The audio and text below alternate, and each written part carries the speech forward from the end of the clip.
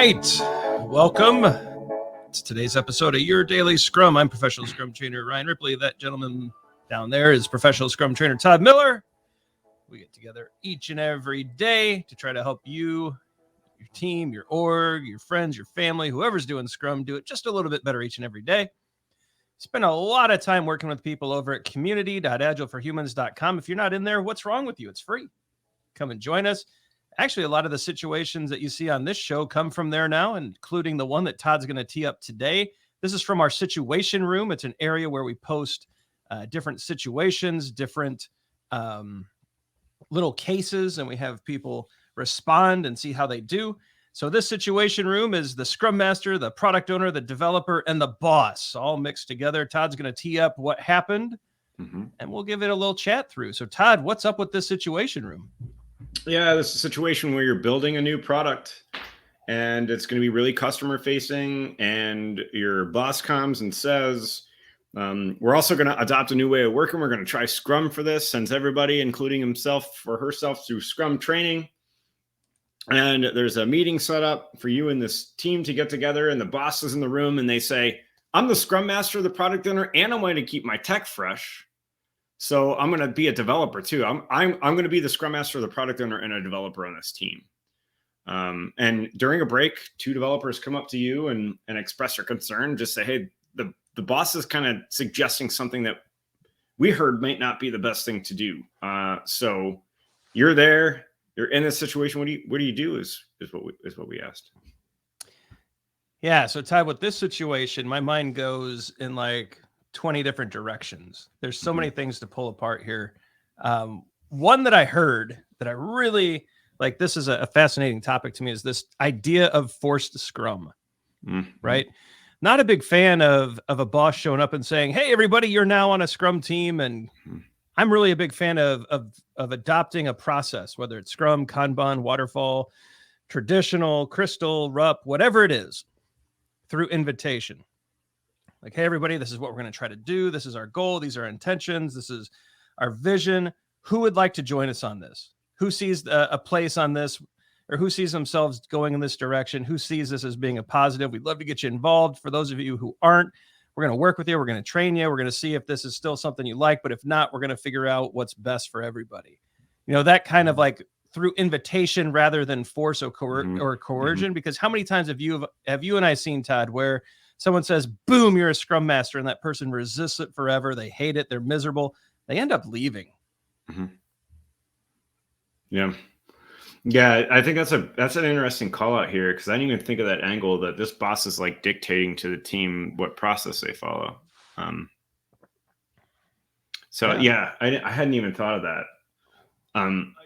Because like, why are we following up? Why are we trying to adopt a new process to begin with? Yeah. Right. So maybe that's really the core of all of this, is to maybe redirect the boss here, and maybe even not focus a conversation on Scrum, maybe focus a conversation on what were we doing in the past that wasn't lending itself to us delivering, right? And how are we going to make sure that doesn't happen in the future? Maybe Scrum is the answer for it, but maybe that's the way to turn the conversation here. Approach the boss with that kind of train of thought, right?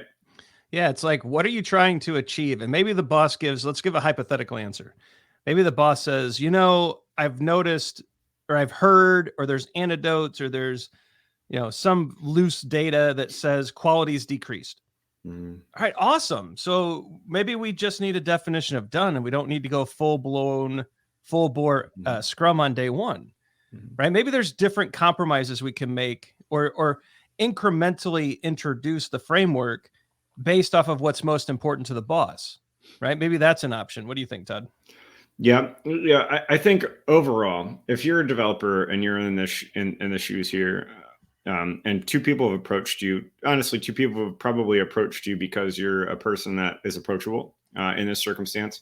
And I feel like if they're approaching you, they're waiting for you to do something. And I think that in this moment, I think we have a whole bunch of different options that we could take, but I feel like you need to take some kind of action here. Yep. Whether that be like try to find a way and understand why we're doing this to begin with, or maybe if Scrum is that thou shalt do Scrum, then maybe reasoning with with the boss to talk to them about the consequences of using all three of these accountabilities. Moral of the story for me anyway is you have to do something. You can't just sit here.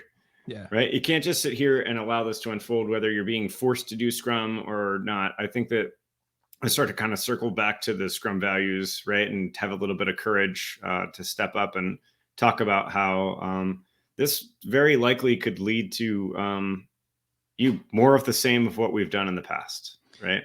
Can I make a quick note, Todd, about the conversation? Like, if you decide to talk to the boss, just the way to approach that. Sure, I think that would be great advice because I've seen too many times where an Agile coach or a Scrum master will go to the boss and they don't intend to do this, but the nature of the conversation is very condescending, right? They're trying to tell this person how to do something better. They're trying to tell them that what they asked for was wrong, and I think this is a misguided approach. I think we really need to focus on being a good partner with leadership and management. We need to focus on what they need. So why are we making this change? What great thing are you trying to bring forward? And once we understand that, we need to make it super clear that we are there to partner with them to help bring that benefit forward, and that we're going to do everything we can that also respects the boundaries, constraints, and ethics and morals, and to make that happen for their benefit. And so it's not an opportunity to step in there and show how much you know, or to like try to punish the manager or to belittle them or condescend. What we're trying to do is, hey, you've got a need. I want to help you meet that need. I want to help measure that we met that need. I want to make sure you get exactly what you need, while we also do some great things over here from a Scrum, Agile, Kanban, Lean, whatever perspective we're trying to pursue. Does that make sense? I think we've kind of arrived on something here, Ryan, is that you turn the conversation into understanding why you're adopting a new process to begin with. Yep. You're very careful to understand that this boss has a need that is unfulfilled up until this point. And you carry the conversation forward, trying to figure that out and figuring out what one experiment you can try to make that to fulfill that need and to fulfill the reason why you're doing it to begin with. I'm probably not delivering, right? So I think I like this. I think that, I think I like kind of where we're landing on this one. And I've never seen anyone get in trouble for trying to be a good partner and meet someone else's need. And I've never seen anyone get upset or argue with that stance. So let us know in the comments what you think. Perhaps we've missed the point. If you like these activities, check them out over at community.agileforhumans.com. There's plenty of content. Todd's really good about posting new situations regularly. Lots of great conversations. Don't miss it. It's free. Come on, join us. But let us know in the comments. Let us know your questions. What have you seen in the past? What have you tried? Have you run into this? We'd love to know. Don't forget to like and subscribe. Let's bring up the end screen here and make sure we all like, subscribe, check out the socials. You don't want to miss any videos. Your questions turn into videos. The community aspects turn into videos. You don't want to miss that. So like and subscribe.